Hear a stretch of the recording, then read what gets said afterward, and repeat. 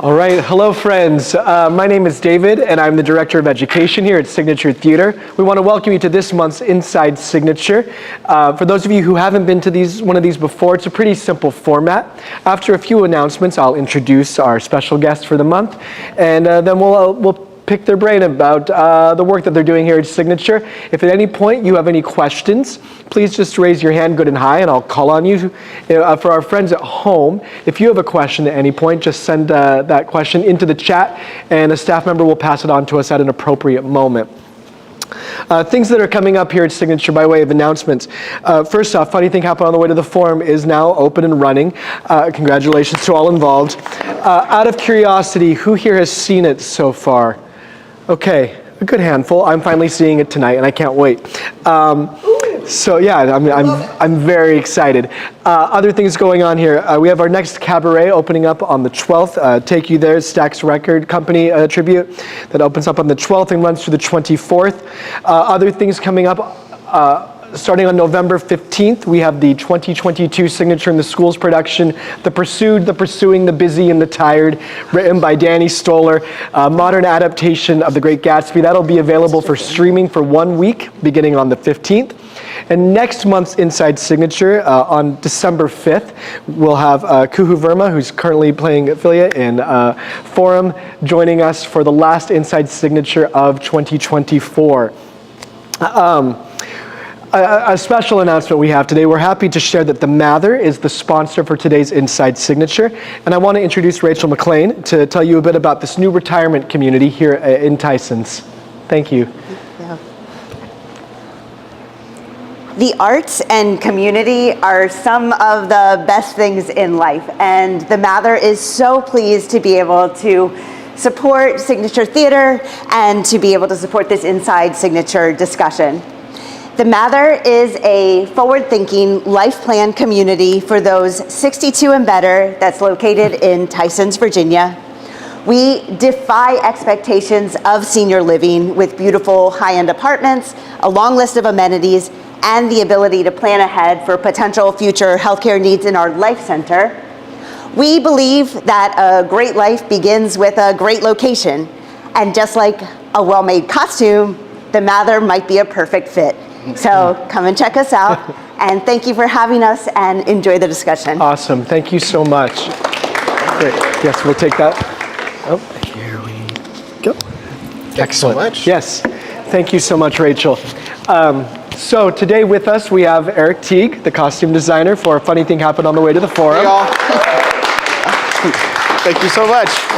And this is your fourth show at Signature, yes? It is. Fantastic. Fourth time around. I love it.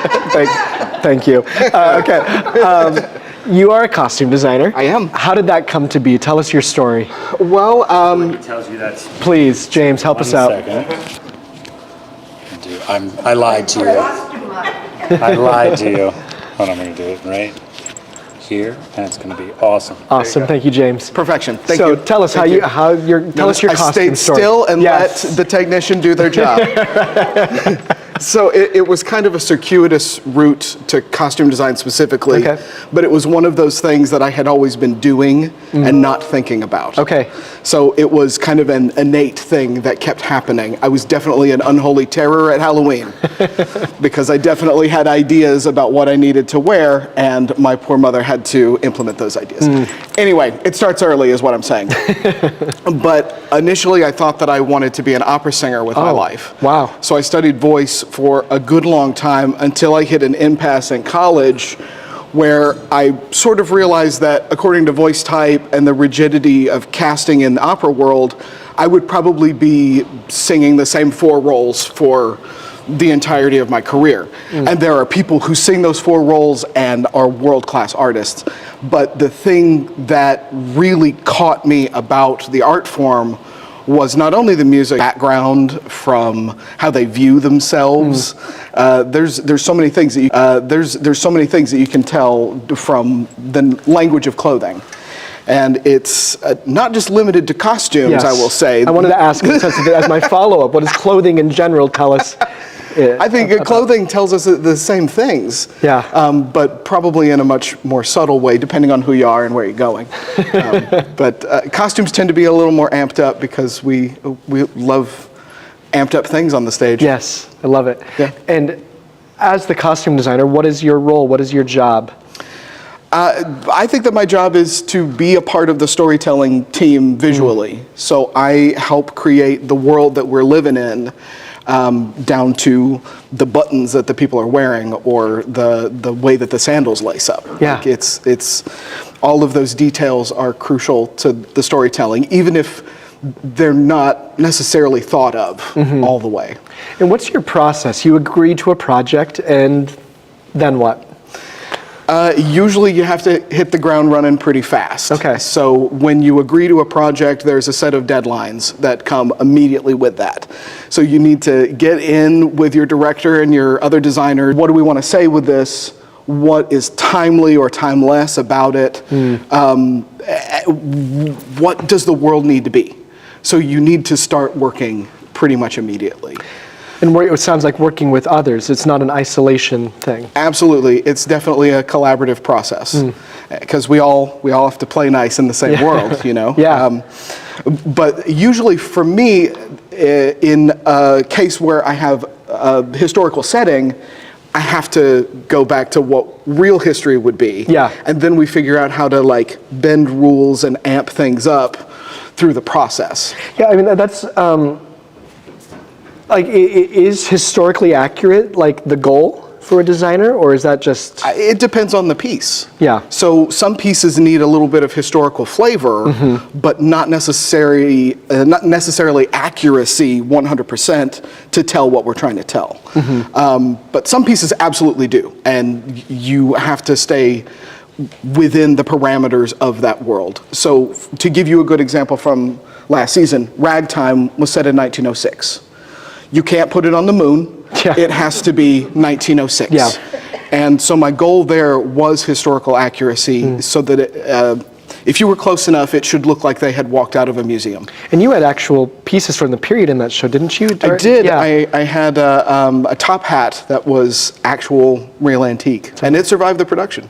That's amazing. Gosh, that's fantastic. So you're doing research.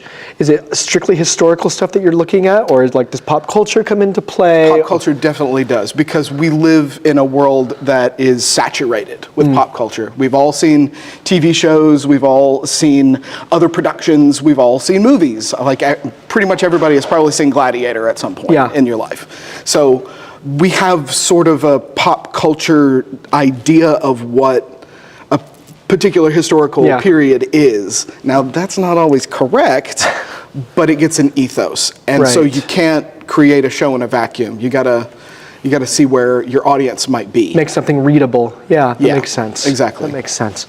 And what's your relationship with the other designers on a project? Well, like I said, we play together. Like we have to create a world together that is cohesive and, like I mentioned earlier, knows when to bend rules and when to adhere to them. So I work closely with not only the director but the scenic and lighting designer to really coalesce. Yeah, to make one world. Exactly. Yeah. Does who's playing the role impact the design? Absolutely. Okay. Absolutely. I used to, because of deadlines and such, have to just begin sketching no matter what. And so I couldn't always know who was in the role before I started drawing. And the more and more I did that, the more I realized this is stupid. I'm chasing my tail because I'm going to meet a person and then have thoughts. I'm going to be enchanted by this person, and I'm going to want to use all of that in the work. So I love drawing from actual photographs of my performers when it's possible at all. Because the people are what's interesting about design for me. Like the characters and the stories that we're telling, that's the important part. Right, it's being worn by someone. Right? And that's great. And all the things that they're going to put up with, like, you know, are you wearing a corset in this show? Are you wearing heels? Are you going up and down stairs in a big skirt? Like, all of these things are very human necessity things that go into the design as well. I love it. Any questions from our audience so far? Barbara, please. Is that, I saw the show last night, so is that the costume he had on last night? It is. Fabulous. This is the armor of Miles Gloriosus. I love it. I love it. Thank you. Yeah, so for those who couldn't hear at home, this is Miles Glorios's costume, and we have it here sitting 6 inches away from me. It's beautiful. You had a question as well. Yeah, with a show like this, it's been around forever. How much liberty can you take with being original versus, traditional? So yeah, That's so a fantastic this is question. I'll repeat for our friends at home. This is an established piece, one that's decades old. Yeah. How much freedom and creative liberty do you get on a piece that's established versus maybe a new work or something like that? Well, you sort of have to boil things down to the bare bones of what you need. We need a Roman captain. We need 3 houses. And then the world is kind of your oyster. In this case, I thought it made things funnier if we grounded them in reality. So a lot of productions don't, though. A lot of productions go a little like cartoony, kooky, crazy, because that's written in the music and in the script. But I thought that having a little bit of air between those things made the jokes land better, because it's hysterical when you see someone in a very period costume making low comedy jokes. Like that's pretty great to me. So there is a significant amount of leeway. This show also has some nebulous qualities to it. Like, yes, it's set in Rome, but the Roman Empire was a long time. We don't know what part of the empire we're in. We don't know who the emperor is at the time. So you can sort of play your own adventure there. Yeah. Judith, you had a question. Yeah, and I'm going to do something I hate to do because I really don't have a question. Okay. These costumes were, I've seen all of your shows, the costuming for all of them has been perfect. But if you look at that, I mean, and I'm thinking like of the dress that Tracy wore. Every single, I think this is your masterpiece of all the costumes so far, and I just needed to say that to you because I saw it from very close up, and we're very close. The detail on that, and that's the detail on every single piece, and I thank she who made them all. Yes. Because your designs and your execution, and I'm blanking on your name. Natalie, and this is Vicky, and this is Jaime, and this is Jessica, and they are all part of my fabulous team who helped make Erik's vision possible. Yeah, Team Costumes is here. Yeah. So you're great. Thank you, Judith. So to recap for our friends at home, Judith is claiming that Forum is Erik's masterpiece, and we give a special shout out to the full costume team and for all of their work on this production. Yes, please. I know you said you have to hit the ground running, but the fabric and so on in these costumes is not something you just go to, Joanne Fabrics and pick up. So how much lead time do you need to get these specialty things? Yes. As soon as possible. The question for our please. friends at home was how much lead time do you actually need in terms of making all of the costumes for the show? And the answer is as much lead time as you can get. It's something that the minute I have an approved sketch, I'm out shopping. And I sometimes do end up at the Joann's, but I will go to every fabric store available and then online until we find all of the things that make everything live harmoniously. So what will happen to this when the show closes? So what's the future of this piece once it closes? Do you know? I believe that it will live in stock forever. Yep, it'll live in stock until it needs to be turned into something else. Absolutely. Please. What's the longest lead time you've had for a show, and what's the least time you've had? So yeah, most lead time versus shortest amount of lead time. Leave out the theaters and the productions involved, but I was just curious to try to get a little more specific. I mean, when you talk about jumping in as soon as you get the assignment, are we talking 6 months? Are we talking 3.5 weeks? What are we talking here? Well, it depends on the place. And to answer your question, the longest lead time it comes from the opera world because they're usually booked a year in advance. So my deadlines are a year in advance of the production. Wow. So that doesn't mean that we go into immediate fabrication a year in advance, because the costumes are ephemeral. Human bodies are ephemeral. They will change. Someone may drop out of the cast for reasons. Yeah. You may have a replacement. You may have a different direction in that year. So usually you get a solid month to really put everything together in terms of like an opera timeline.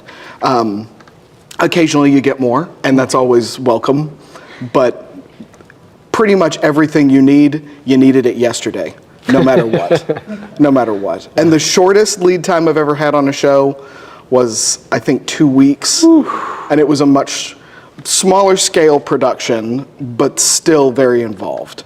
And, you know, I'm at a point in my career where for the most part, I don't feel the need to take on those projects anymore, but they were definitely a proving ground, and I've done a few of them. But here, we have about 3 weeks of actual production. That would be accurate, Natalie? Yes, it is. Yeah. So all of the costumes that you're seeing on stage were pretty much built, fit, stage-worthy in 3 weeks. Well, 5. You gave us 2 extra weeks. Because we started as early as we possibly could, because I knew this was going to be a massive build for us. But you don't get actors until 3 weeks.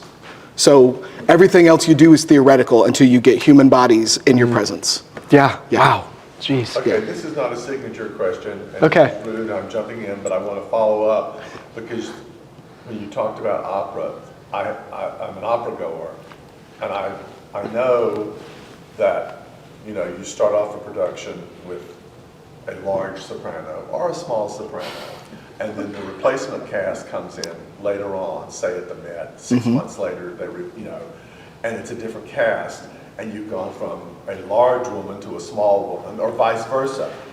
Do you do duplicate costumes for operas? How do you deal with that? Yeah. So to recap, let's talk about the opera world in general, and I think this also dips its toes into musical theater. Absolutely. Replacement actors, costume and understudies as well. Yeah. Let's talk about creating the costume not just for the actor, but for the other actors who may play that role. Well, the answer is yes. So you have to, luckily, we know who is going to be the understudy or the swing or the next person to inhabit the role. So we can plan for that, and we can make things appropriate for each person. Now, in my process, I always need to take care of the main cast first. So it's difficult to do the main cast and make sure that everything is settled down in that show first before I start doing all of the duplicates. And sometimes things happen. So you have to fast track your understudy production. And that's just part of the game. But the big answer is yes, we make a second costume that fits in the design and fits in the world, and I like to tailor it specifically to that person. Particularly in my modern dress shows, you'll see little deviations between one cast and another because I'm very specific about the human being that's performing that role. Yeah. David, please. I'm trying to rein in a myriad questions. And I want to say that afterwards, if you want to hear it, I've got a grand story about Beverly Sills and what she did to a costume she didn't like. Oh, I'm in. Tell me. I can imagine. Second, at the first glimpse, not only was I bowled over by your costume designs, but also by the artwork, the renderings that you had. They are works of art. And I'm a former art critic, so I'm speaking from some experience. Wow. Do you do that with every show that you work on? So, And where is the archive of these gorgeous renderings? so David gave wonderful praise to your renderings. Very kind. And we'll be seeing some of those momentarily again. Do you archive these? Do you do renderings like that for every piece that you design for? I do renderings for every show. because everybody needs to get excited about the piece. And I find that when I draw a performer in the clothes that I'm hoping to put them in, people get on board and people really understand their place in the greater world of the show when they can see a depiction of them in it. So I find that very fruitful for connection with people. So I do draw for everything. And I draw on my iPad now, but I used to do everything by hand. It was all watercolor and mixed media pieces. And I like to think that they have the same kind of ethos, like you can look at them and say, that's probably an Erik Teague drawing, versus my digital renderings, which was a process. Yeah, I can only imagine. To reteach yourself how to draw is crazy. When you've done it all your life, it was nuts, and it took the world completely shutting down for me to acquiesce to it. So that was my pandemic, sheltering myself away and reteaching myself how to draw thing. But A quick follow-up. Please, yes. There is one very unusual bit of casting in this production, and that is the actress who plays Pseudolus. yeah, And usually Pseudolus is a burly, middle-aged guy. And here it's a petite, elfin sprite who manages to move all over the place in an instant. She could play Puck in Midsummer Night's Dream. Totally. So what did you do when you were told that this is the Pseudolus I'm going to design for?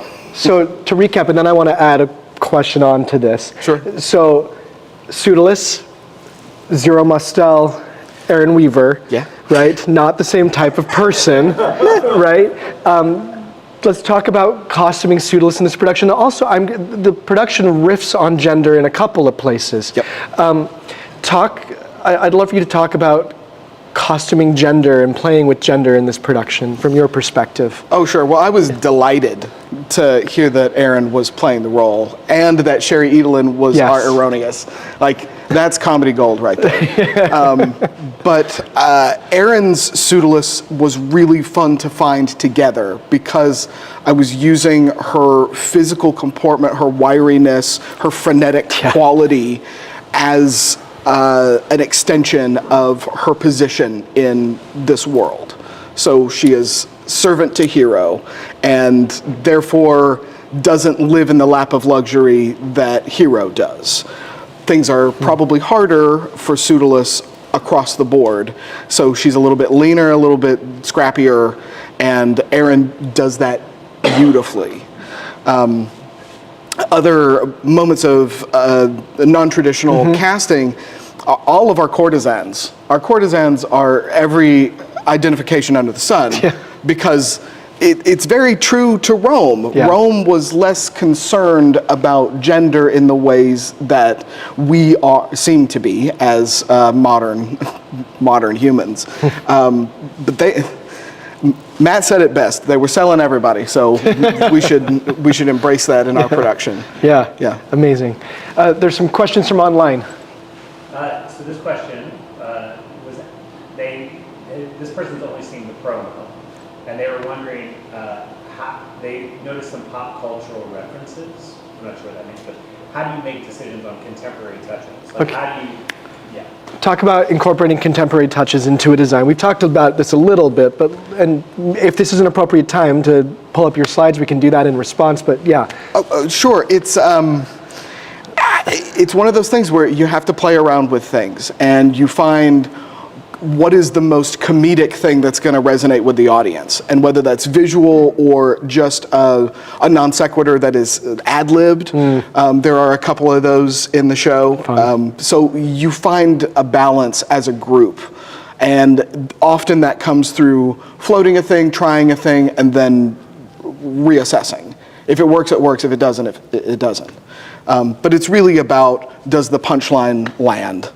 And we always try to make that punchline land. Of course. Yeah. Yes, Caroline. I have a question. So between the process of ideation and execution, what are the times that you've had to change in costume designing because you can't find a certain fabric, or maybe the silhouette looks a little bit differently on the actor? What are things that you have to change throughout the process as you're figuring it out? Yeah, so you come in with an ideal, and then things might have to change sometimes. Talk to us about that process. That's a great question, because pivoting is a big part of design. You can draw for days, and it really is only seen by a few people in the process, this room notwithstanding. But usually it's the design team and the performer and the technicians making the show that ever see that sketch. It's what's on stage that is the crucial thing. And if something has to morph and change from the drawing to the reality, if the reality is better, so be it.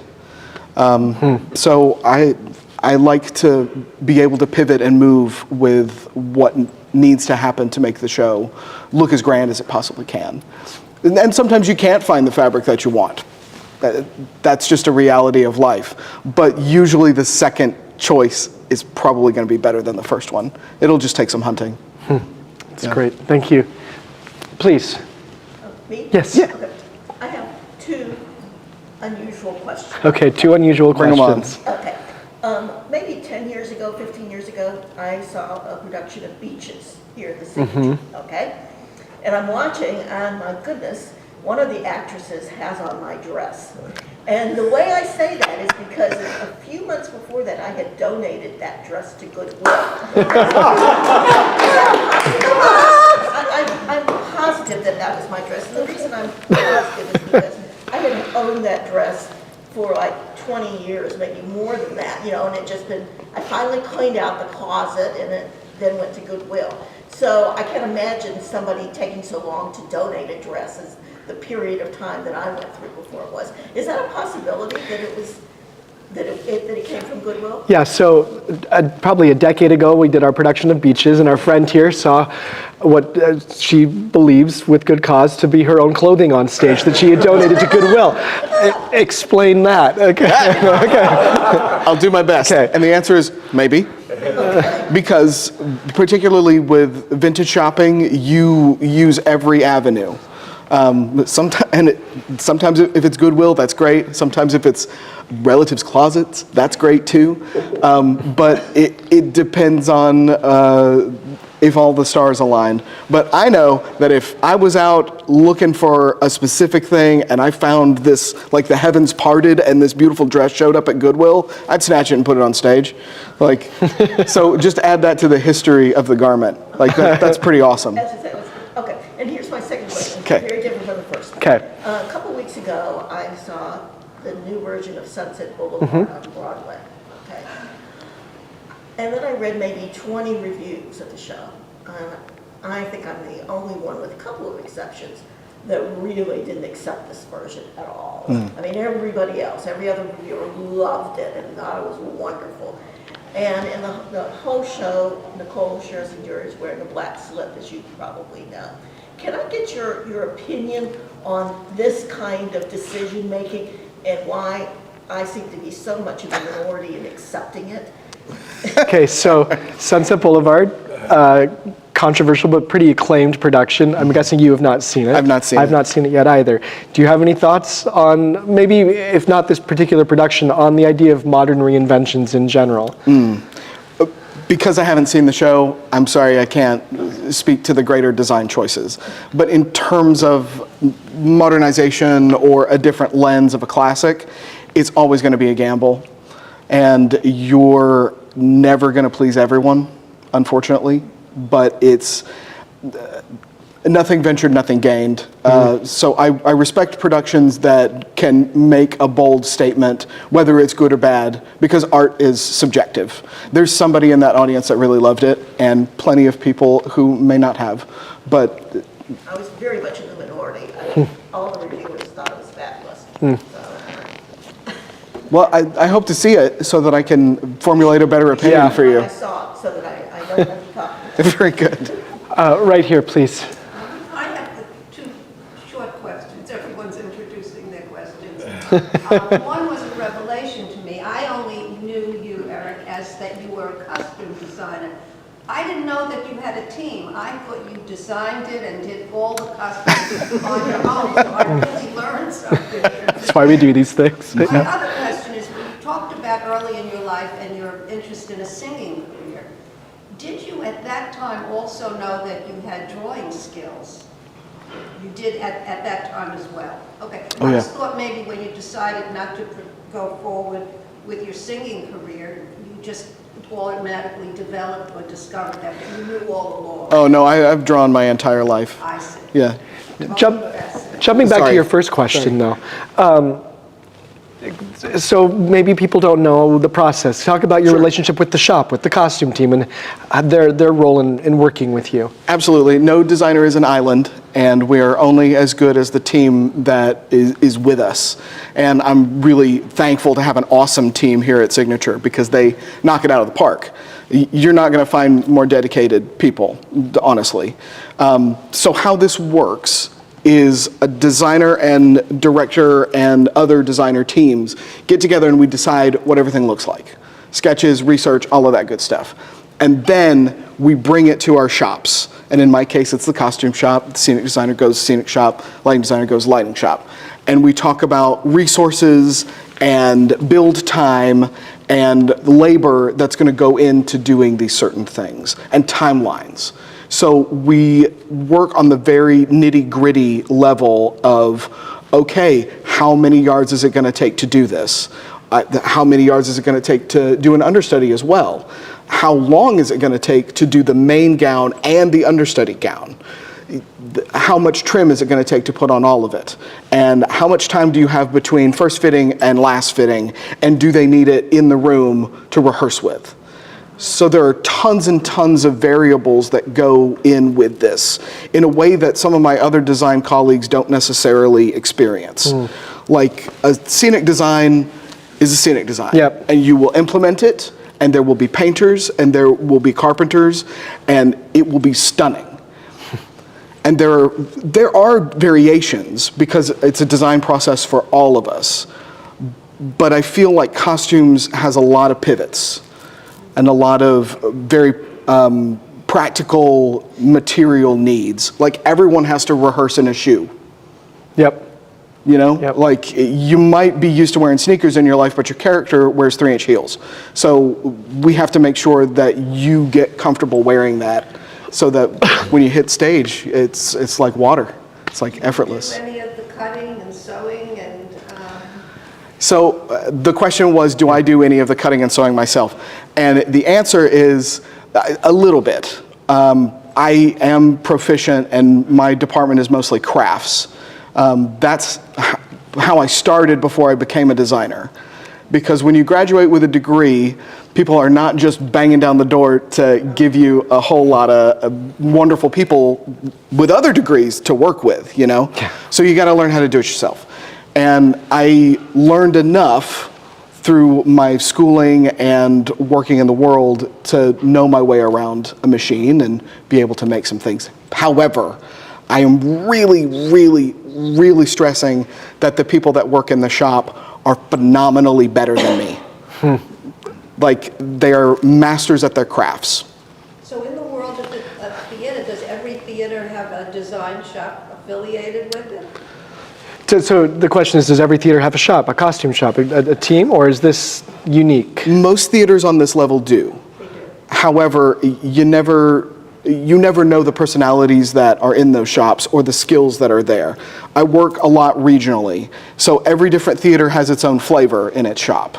And some shops may have really amazing tailors, and some shops may have really amazing dressmakers.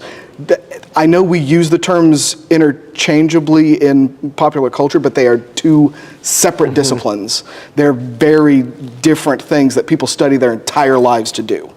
So you never know who you're going to be working with, but I have sort of cherry-picked different people from different places that I love working with that I often bring together on projects. Thank you. Yeah, absolutely. Great. We got a question online. You answered this a little bit, but how do budget constraints play into your design choices and the choice of materials? So design and budget. Money's a reality. Talk to us about that. Money is an unfortunate reality of everything. So you have to just be very honest about what you can and can't do. And as designers, we're always trying to push limits. You know, if I cut a little bit here, can I add here? Can I do X, Y, and Z differently? Can I take this stock item and rejuvenate it? You have to sometimes beg, borrow, and steal no matter what the budget is, even when it's very large. So you sort of have to do what you have to do. That's great. David? In the playbill, it's mentioned that you've done 4 shows here. And they are an enormous range in time that the productions are set, in the look of the costume, to go from Rent to Ragtime to this, and I'm forgetting the 4th Blackbeard, show. right? Yeah. Yeah, Blackbeard. Blackbeard. Blackbeard. Yeah. Yes, well, wow. We're on the bounding main. So you obviously respond to a wide range of necessities, demands, and expectations. How did you educate yourself so that you feel that I can do it, I can do this, and I can do that, rather than to say I'm comfortable only with shows set in the 1930s? He has 3 weeks. Right? Thank you. There it is. So talk about developing your range. How do you create a brain that can design for most shows instead of just one type of piece? Well, I find interest in all types of things, and not just limited to one time period or one type of thing. There are some people who specialize, and they're stunning. But I'm kind of more of a buckshot designer. I'll find something interesting about the 18th century piracy, just as fascinating about the Roman Republic, and I love history, I love period style, and I love fantasy. So it all sorts of melanges together. And I feel like human beings don't really change. Their clothes do, our styles do, but human impulses don't really change. So I'm eternally interested in the very human ways that people behave, no matter what hat they're wearing. So that's why I'm interested in all different time periods and can sort of pick from a different array of things. Love it. Barbara, please. Yes, I have a comment and some questions. The comment is, last night I was with several guys who said, "Who is that guy on the stage?" And it was Sherry Eagle. Okay, Good. I knew immediately who it was because I knew she was going to be in it. Yeah. Okay, the second question is, all these wonderful costumes. I remember years ago I saw a show at Toby's that they had used the costumes from the traveling company, the touring company. Can these costumes be put aside and say, these are Signature's Forum costumes, we'll loan you these costumes for your Toby's Dinner Theater or Riverside Theater? I'm not knocking them. No, I get it. And because what a waste just to put them in storage. Sure. You know, and that's my comment. Can they be reused? And that costume looks very expensive to me. Okay. It is. So first off, many people didn't realize watching the show that Sherry Edelin is not a man. And then, so congrats to you and Sherry. And second, talk about if you know the future life of pieces that you help create. Do they have a life after this? Can they be used in other productions and so on? Well, first I think more of the laurels for Sherry's transformation go to Ann Neesmith, who's the hair and makeup designer, who truly, like, Matt and I both said, we really want Glenn Close from Hook. Can we do that? And she said, oh yeah, no problem, done. That's hilarious. And did. And Sherry's fantastic in the role, and the transformation is wonderful.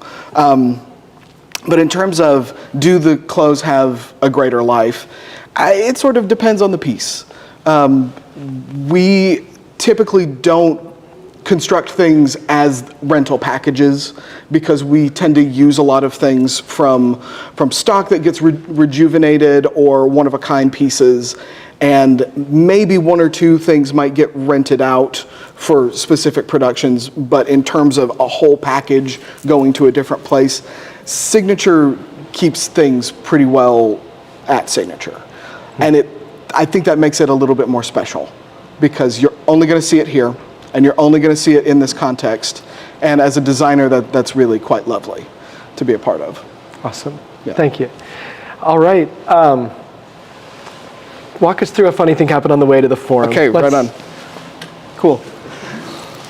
So I think I mentioned that the design process often starts with some collages and some pop culture ideas of what we think might connect with our audience. And so in reading the script for A Funny Thing Happened on the Way to the Forum, I immediately thought of Mel Brooks and Monty Python's Life of Brian, and things that had a historical setting, but very low comedy, rim shot, Borscht Belt kind of, you felt the brutes in everything. So that's why I started visually putting together clips and stills from a lot of these films.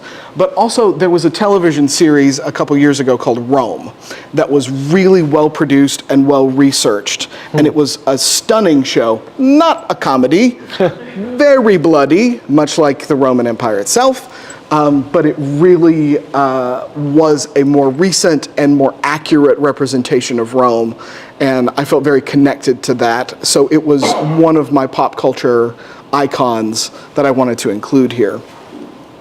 But you also see actual historical forms like the statue here. And some of these are 19th century illustrations of statues and artifacts that have been found.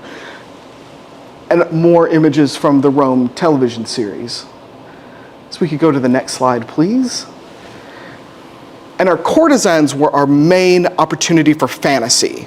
They're showgirls. They're written as showgirls. Yeah. You know, there's flashy peel-offs of horns and really exciting music that goes with them. So I thought we could lean a little bit into our fantasy realm here.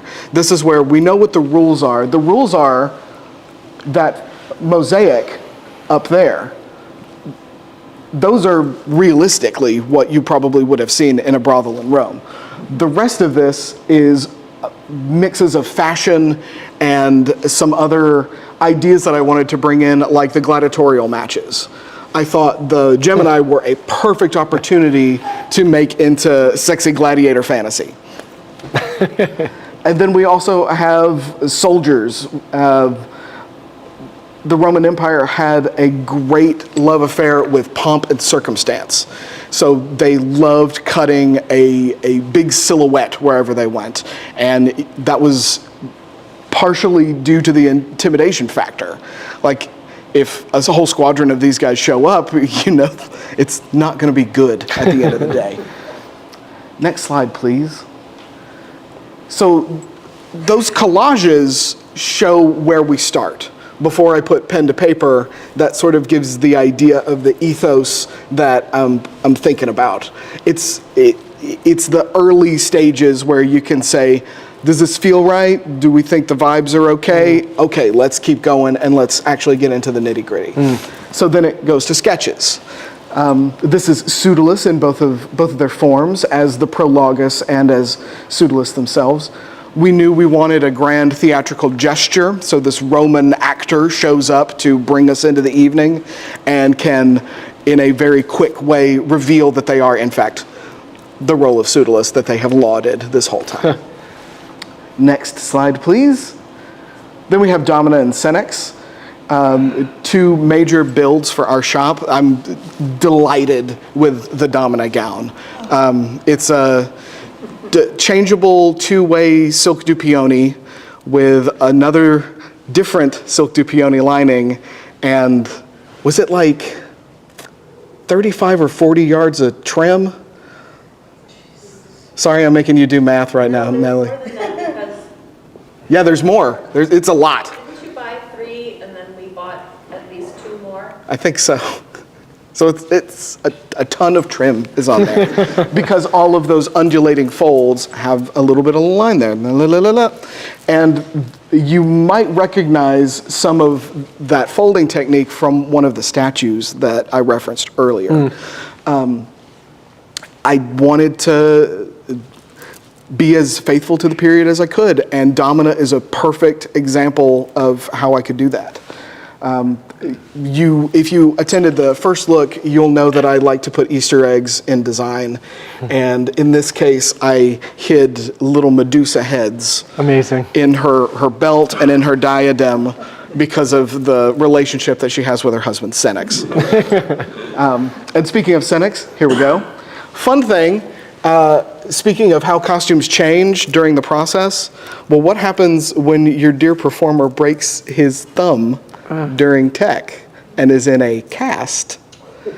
And you're in tunic land, that everything's 3/4. Well, for one thing, he's okay. He's healing beautifully. But for another thing, I painted the cast itself. There's some evidence that the Romans could use splints, and they had plaster. Think about it. The Roman Empire was vast, and when you're trying to storm all of these countries, you're going to get some hurt guys. So there had to be ways to convalesce. It was probably very rudimentary and very probably brutal. But so I thought, okay, plaster cast, we can deal with this. So I painted it an appropriate color that made it feel like linen wraps. And then I thought, well, he's a fancy dude, so maybe I'll give him a couple of laurel leaves on there too. So we did a custom painting of his cast. And then the shop extended his tunics down, and we added more trimming so that he embodies Senex, the dirty old man, with his little grabby hand sticking out of a longer tunic sleeve. And I think it's beautiful, and you would never know. Yeah, fantastic. I love it. What are the tassels? He does show up later in the show with the tunic with the tassels that needs to be taken in because it's quite voluminous. Hysterium didn't get around to it. I love it. Yeah. Great. Next slide, please. Yes. Oh, yeah. Speaking of Hysterium, we have another costume that needs to be very similar to Pseudolus's attire because I thought, well, all of the servants would have some sort of uniform. And based on the mosaics that I had researched earlier, some of them seem to be color blocked, which this is pure conjecture on my part, but I think that's where the Zero Mostel version got its color blocking design from. Interesting. And I thought, okay, well, there's a little bit of lineage to the originals there. Yeah. We don't have a lot of that in this show, but there are some little vestigial things that I thought were nice. So the two of them being color blocked in the color of the House Senex was very important to me. You see that color a lot. Domina's main color is that sort of terracotta, but hers, because it's a vastly more expensive fabric, has sheen and shine and luster to it in ways that theirs do not. Theirs was dyed once, and it will never be dyed again, and if it fades up, so be it. But they're noticeable out in the world. That's great. And then Hero, the favored son. He was another chance for me to look at Roman attire that was not a toga, because the toga was a very specific formal wear kind of thing. It was like the equivalent of the modern day business suit. So that's why Senex is wearing one, because he has a slightly more elevated station, even though he's not going to perform his duties at the Senate, which he would be wearing a red and white toga if he were. This is his casual day off stuff. But Hero is connected color-wise because of the line, oh, he looks more and more like his father every day. So I thought from the back they needed to, at a glance, have the same color story. So we used the same beautiful indigo-dyed linen to make both of their tunics. And that was a fun example of using a fabric's wrong side to be the right side. because I used the side that wasn't dyed all the way through so that we got an excellent cross-hatching effect that felt a little more ancient in terms of dyeing techniques. That's great. Yeah. Okay. Erroneous, the much discussed Erroneous. This was just a fun costume, stem to stern. It's probably one of the simplest in the show, but Sherry inhabits the character so well in it. This is another vestigial thing from the film that I really loved, was paying homage to Buster Keaton with the hat design. But the other reasoning behind it is because Erroneous has been out traveling for so long, and he would need to be covered from the sun a little bit, and I loved that silhouette of the weary traveler. Yeah. Yeah, I love which it. also kind of looks like the Fool from the tarot decks. So I thought that was very cool. And she becomes Vibrata, one of our courtesans, which was a fun opportunity to do just a wacky character. You know, she's a chimera. She's a bunch of animals put together, and also a dominatrix at the same time. So there you go. Enjoy. Next, please. And the great procurer himself, Marcus Lycus. He is in some colors that are, well, one would probably be a little bit forbidden, but I snuck it in there because I think one of the, this is my sort of brain canon that doesn't actually exist. So, the Roman Empire was very, very obsessed with purple dye, and they loved it so much that they endangered the mollusk that it came from. Cool. Because it was imperial purple. So who could wear imperial purple? Well, the emperor. Right. And below him, religious figures. So I thought, because of the line, "I'll guide you in evening prayers," Marcus Lycus considers himself the Temple of Venus. Jeez. Ergo, he's wearing imperial purple as his cape. Amazing. And also probably why he's shaking in his boots on another level when the soldiers come, because sumptuary laws were such that you couldn't wear certain colors if you were of certain stations. So that's the historical part. The less than historical part is the green. Now, we had, as a team, put together this world that had such a tight color palette, and I knew that if I put Marcus Lycus completely in purple, he would recede, because the color of the house is purple. So I thought, okay, color wheel, let's see what we do. Green and purple go together really beautifully, especially with some metallic gold floated on top of it. It is not necessarily a color that the Roman Empire would have been able to produce in that kind of vibrancy because of the dyes available at the time. This bottle green got real exciting in the 19th century when we could finally make it, but it was made out of arsenic and it was poisoning everyone. So people have loved green because it's a challenge to create. But I also thought a modern audience would connect that color to greed, which is his impulse. Yeah. His guiding goddess is greed. So there you go. That's my elegy on Marcus Lycus. Next is Philia. Philia is in flowing white, as Mr. Sondheim has said we gotta do. Historically, would not have been flowing white, would have been more of a saffron color, but that's okay. This is a comedy after all. And because I thought it was hysterical to poke a little fun at the binary, because the lovers are just idiots. They're absolutely the stupidest thing on stage in the best way. They're hysterical. But he's in blue and she's got a little pink. Yeah, there you go. Blue. All right, moving on. The Gemini. I had discussed them a little bit earlier, but they're wonderful performers to work with, and they were totally down with this kind of effect, which, you know, you've got to float that to the personalities before you say, here's your Roman underwear. Yeah. Cool. Yeah. Yeah. But they were game, and they're very athletic individuals and do those lifts and things beautifully. That's great. And Gymnasia, the whip cracker, you see things change a little bit because initially I thought she could come out and like literally pull links of chain apart, showing something beautiful and strong, one of the 7 wonders of the world. But the whip was better. The whip was absolutely better because it gets that percussion and it musically sits so well. So fun. Yeah. That's great. And Nolan is incredible in that role. Moving on. And then we got Soldiers and Miles Gloriosus himself.